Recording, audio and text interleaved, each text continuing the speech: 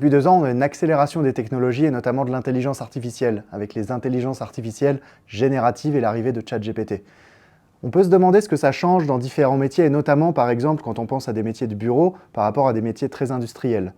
Et en fait, les IA génératives, elles sont en train de s'insérer dans tous les milieux, absolument tous les milieux.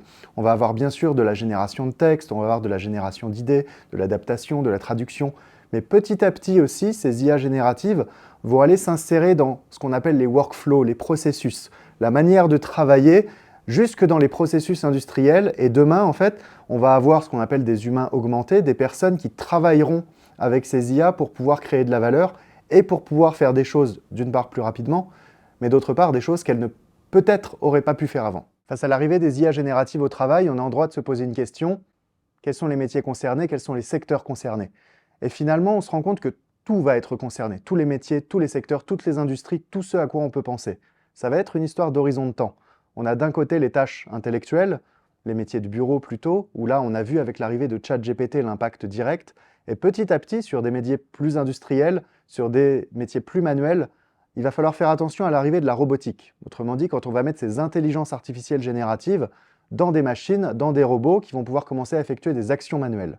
Pour autant, ça ne veut pas dire que les métiers vont être supprimés, qu'on n'aura plus d'emplois. Non, non, au contraire, on parle d'une évolution progressive de l'économie où on va pouvoir prendre en compte des tâches qu'on ne pouvait pas prendre en compte avant, parce qu'il fallait travailler sur ce qui créait de la valeur économique.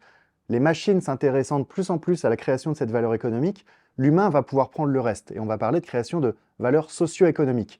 Et pour ceux que ça intéresse, je vous invite à aller creuser ce qu'on appelle le secteur quaternaire, et je pense qu'on est au meilleur endroit pour en parler.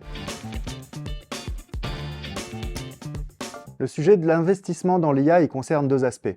Premièrement, comprendre ce dont il s'agit et arriver à s'acculturer, autrement dit se faire un peu à ces nouvelles pratiques, cette nouvelle manière d'utiliser l'IA dans le travail. Et d'un autre côté, après, il y a le sujet de s'équiper. Quels outils on prend, comment on les intègre dans les processus. Pour moi, il faut séparer les choses en 2 temps. S'informer, s'équiper, se former, ça commence aujourd'hui, parce que peu importe à quel moment ces IA arriveront dans votre métier, elles finiront par y arriver. Et ça voudra dire qu'il faudra être capable de les prendre en main à ce moment-là. C'est des investissements qui sont très faibles, il existe beaucoup de ressources en ligne, beaucoup de logiciels gratuits, beaucoup de formations gratuites, et donc ça, c'est possible dès aujourd'hui. Le sujet de l'équipement, ça va être aussi un sujet de choix technologique, de choix de dirigeants, de stratégie. Je pense que ce n'est pas la peine de se presser, parce que si on devait dresser aujourd'hui l'état des technologies d'IA générative, on pourrait dire qu'on est un peu à l'équivalent des ordinateurs à carte à trous. Donc se préparer, mais pour s'équiper, prendre le temps.